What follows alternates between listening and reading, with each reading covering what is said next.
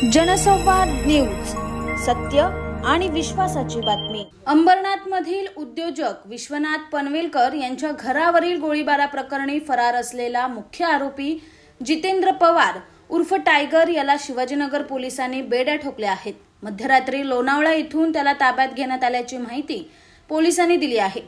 जितेंद्र पवार हा गोळीबार झाल्यानंतर फरार झाला होता, तर त्याचा साथीदार खालिद शेख याला अटक करत गुन्ह्यात वापरलेली गाडी सुद्धा पोलिसांनी हस्तगत केली होती। फरार असलेल्या टायगरने फेसबुकवर स्टोरी टाकत मला शोधणाऱ्याला 1 लाखाचं बक्षीस असं चॅलेंज पोलिसांना दिलं होतं।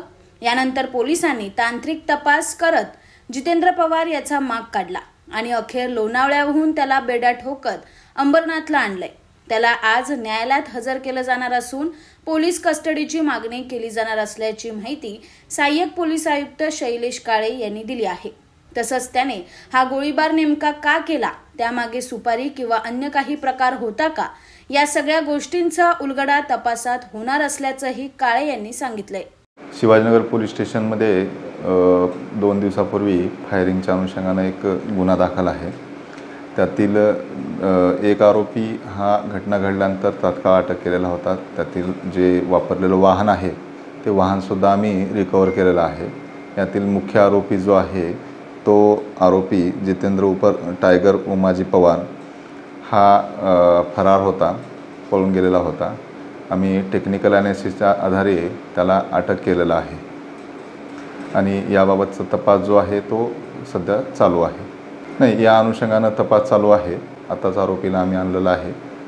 माननीय न्यायालयात त्याला हजर करून आम्ही पोलीस कस्टडी रिमांड मागत आहोत। त्या अनुषंगाने पुढील तपासामध्ये ह्या गोष्टी निष्पन्न करत आहोत। अंबरनाथ पार्ले गांव में खुल चुका है एक ऐसा प्रीमियम रेस्टोरेंट जहां आपको मिलता है डिलीशियस फूड, साथ एक कॉजी इंटीरियर का आनंद। Welcome to noon to moon. हर कॉर्नर आपको अपने एक अलग वर्ल्ड में ले जा सकता है। फैमिली मीटअप्स, गैदरिंग्स या अपने special dinner, non veg to veg, इनके मेन्यू में आपको हर तरह के डिलीशियस मिलते रहेंगे। इसलिए स्पेशल सिंधी डिशेस, जहाँ आपको मिलेगा एक वाइड वेराइटी ऑफ डिशेस, हर एक टेस्ट बर्ड को सॅटिस्फाय कर सके। जनसंवाद न्यूज, सत्य आणि विश्वासाची बातमी। आजच सबस्क्राइब करून बेल आयकॉनला क्लिक करा आणि पहा ताज्या घडामोडींचा अचूक अंदाज आपल्या मोबाईलवर।